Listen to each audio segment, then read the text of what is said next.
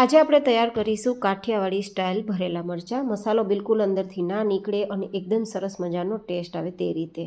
તો આ રીતે મેં 250 થી 300 ગ્રામ જેટલા મરચાં લીધા છે। થોડો મસાલો ભરાય તેટલા મોટા અને ધોઈને એકદમ પાણી વગરના કોરા કરી લીધા છે, મતલબ સૂકવી લીધા છે। હવે આ રીતે વચ્ચેથી કટ કરી લેશું અને બીજ કાઢી લેશું।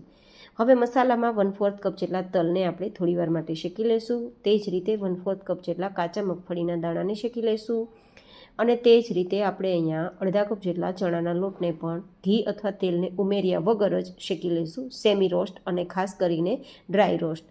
હવે તલ અને આપણા દાણા ઠંડા થઈ જાય પછી મિક્સરમાં તેનો પાવડર તૈયાર કરી લઈશું। પાવડરને આપણે એક્સ્ટ્રા વાસણમાં લઈ લઈશું અને સાથે શેકેલો ચણાનો લોટ મિક્સ કરી દઈશું।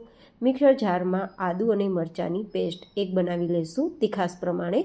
હવે લગભગ 2 ચમચી જેટલી પેસ્ટ છે, તમે વધઘટ કરી શકો। સ્વાદ પ્રમાણે નમક, હિંગ, હળદર, લાલ મરચું પાવડર, ધાણા જીરું પાવડર, થોડી ખાંડ, તેલ અને લીંબુ, આ રીતે સ્વાદ પ્રમાણે બધું જ મિક્સ કરી દઈશું। બધું સરસ મજાનું મિક્સ થઈ જાય પછી લાસ્ટમાં ધાણા ઉપરથી મિક્સ કરી દેવાના છે। આ મસાલાને તમે એર ટાઈટ ડબ્બામાં ભરી 15 દિવસ માટે ફ્રીજમાં સ્ટોર કરીને રાખી શકો છો। ગમે ત્યારે ભરેલા મરચાં કે ભરેલા શાક બનાવવામાં ઉપયોગી થશે। હવે આ મસાલો તૈયાર થઈ ગયો છે તો આપણે જે કટ કરેલા મરચાં તૈયાર રાખ્યા છે ને તેમાં જેટલો સમય તેટલો આપણે દબાવીને ભરવાનો છે। તો બધા જ મરચાં ભરાઈ ગયા બાદ હવે 1-2 ચમચી જેટલું તેલને ગરમ કરીશું। અહીંયા તેલ એકદમ ઓછું જોશે કારણ કે આપણે અલગ રીતે તૈયાર કરીએ છીએ। હવે જેટલા સમય તેટલા આપણે આ રીતે મરચાંને ગોઠવી દેવાના છે, જેથી પોળું વાસણ લેવાનું, જેથી એક ઉપર એક મરચું ના આવે। હવે પાણી સ્પ્રિંકલ કરી ઢાંકી અને 2 મિનિટ માટે થવા દઈશું।